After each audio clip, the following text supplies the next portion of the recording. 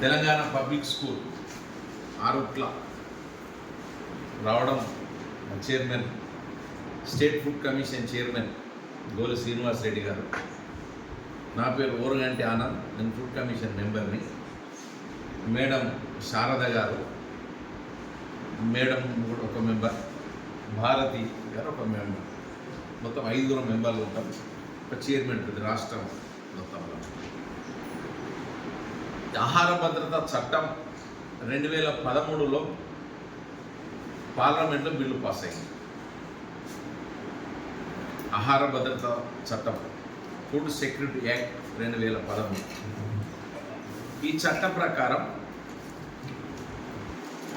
ఎందుకు ఈ చట్టం వచ్చింది అంటే, చాలామంది భారతదేశానికి స్వతంత్రం వచ్చిన తర్వాత ఆకలి చావులు పెరిగినాయి ఉన్నాయి.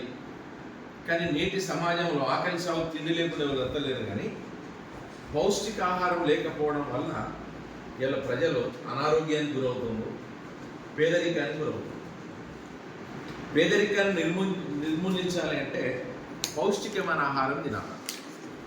మరి పౌష్టికమైన ఆహారం తినాలి అంటే ఎన్నో పథకాలు వచ్చినాయి. కానీ ఈరోజు నేటి వరకు ఇవ్వాలని జనాభా ప్రకారం కూడా 53 మంది మహిళలు, స్త్రీలు, గర్భిణికి యోగ్యత లేనటువంటి అమ్మాయిలు ఉన్నారు ఇవాళ మన దేశంలో.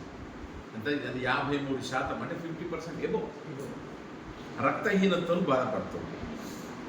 కాబట్టి మరి ఇదంతా యాక్ట్ ఎట్లా రావాలి అని దేశమంతా కొన్ని స్వచ్ఛంద సంస్థలు తిరిగి ఇది ఒక చట్ట ప్రకారం చట్టబద్ధత కల్పిస్తేనే వస్తుంది అని పార్లమెంట్లో 18 సంవత్సరాలు దాటితే ఓటు హక్కు ఎట్లుందో, 100 రోజుల పని హక్కు ఎట్లుందో, 100 రోజుల పని కల్పించకుంటే జరిమానా అయ్యాలి ఎట్లయితున్నదో, ఈ ఆహార భద్రతను హక్కుగా ఇచ్చింది. ప్రతి భారత పౌరునికి ఆహారం తినే హక్కు, అది పౌష్టికాహారం తినే హక్కు రాజ్యాంగం ఇచ్చింది. ఏం ఆహారం తినేది? పౌష్టికాహారం తినే హక్కు, అది గౌరవంగా ఇవ్వాలి, అది హక్కు. ఎప్పటి నుంచి హక్కుదారుడు అవుతాడు ప్రతి భారత పౌరుడు అంటే, గర్భములో పుట్టినప్పటి నుంచి భారతదేశ ప్రతి పౌరుడు హక్కుదారుడే. గర్భంలో ఉన్న ఎట్లా హక్కుదారుడు అవుతాడు అంటే, గర్భంలో ఉన్నటువంటి బిడ్డ హక్కుదారు ఎవరు? అందుకే అంగన్వాడీల ద్వారా తల్లికి పౌష్టికాహారం అందిస్తుంది. అది చట్టం, అది హక్కు. అది మెనూ ప్రకారం ఎన్ని క్యాలరీలు అయితే ఒక స్త్రీకి కావాలో అంగన్వాడీ ద్వారా సోమవారం ఎన్ని ఇవ్వాలి, మంగళవారం ఎన్ని ఇవ్వాలి, బుధవారం ఎన్ని ఇవ్వాలి, శుక్రవారం, శనివారం వరకు రోజుకు ఒక కోడిగుడ్డు, 220 ml 200 ml పాలు, పాలకూరలు, పప్పులు ఏమి ఇవ్వాలో ఒకవైపు భోజనం చేస్తూ, భోజనముతో పాటు వైద్య సదుపాయం. ఆశా వర్కర్లు తిరుగుతుండ్రా? ఆశా వర్కర్లు తిరిగి వాళ్ళ ఆరోగ్యం ఎట్లుంది, ఏ రకంగా లోపల ఉన్నటువంటి బిడ్డ సక్రమంగా పెరుగుతుందా లేదా, ఒకవేళ వీక్ ఉంటే స్పెషల్ హాస్పిటల్స్ పెట్టి, మాతా శిశు కేంద్రాలు ఉన్నాయి కదా, ఈ చట్టం కింద అంటే తల్లి పుట్టిన బిడ్డ కూడా క్షేమంగా ఉండాలి, తల్లి క్షేమంగా ఉండాలని ప్రభుత్వమే హాస్పిటల్ దాకా తీసుకువెళ్ళి హాస్పిటల్లో డెలివరీ అయ్యి వీక్ ఉంటే స్పెషల్ ట్రీట్మెంట్ ఇచ్చి ఆ బిడ్డను, భారతదేశ పౌరునికి ఆరోగ్యంగా ఉండే బిడ్డను జన్మించాలి. పేదరిక నిర్మూలన కావాలి. పుట్టిన తర్వాత ఏమిస్తాం? డబ్బులు ఉన్న వాళ్ళైతే బయట రకమైన పొడి, అది ఏం పొడి అంటే హార్లిక్స్, అవి రకాల. మరి వీళ్ళకి ఏంటి? బాలామృతం ఇచ్చి 3.5 సంవత్సరాల వరకు ఆ బిడ్డను కాపాడాలి. 3.5 సంవత్సరాల తర్వాత అంగన్వాడీ ద్వారా పిల్లలకు, 5 సంవత్సరాల పిల్లలకు పౌష్టికాహారం భోజనం పెట్టాలి. ఇది హక్కు. అది అయిన తర్వాత స్కూళ్ళలో 14 సంవత్సరాలు, 16 సంవత్సరాల పిల్లల వరకు. ఎందుకు 14, 16 సంవత్సరాలు అనుకున్నామంటే, ఒక వ్యక్తి ఎదుగుతున్నప్పుడు అతను ఎత్తు పెరిగిన కొద్దీ ఎముక పెరగాలి, ఎముక పెరిగిన కొద్దీ కండరాలు పెరగాలి, కండరాలకు తగినట్టు నరాలు పెరగాలి, మైండ్ పెరగాలి. ఇవన్నీ పెరుగుతానే స్ట్రక్చర్ డెవలప్ అయ్యేది ఈ సంవత్సరం, ఈ ఏజ్లో ఉంటారు. కాబట్టి ఆ ఏజ్లో పౌష్టికమైన ఆహారం అందియాలి పిల్లలు. పూజ కాకుండా చేతి పట్టుకుంటారు. అన్నీ బలం శక్తి ఆరోగ్యంగా ఉంటే ఇప్పుడు 18 సంవత్సరాల తర్వాత నువ్వు పెళ్లి చేస్తే ఇప్పుడే నువ్వు బలంగా లేరనుకో, రేపు తల్లి ఏ రకంగా జన్మనీయగలుగుద్ది? ఆరోగ్యం లేకుంటే ఏమైంది? బలహీనంగా ఉంటే రోగాలు ఎక్కువ వస్తాయి.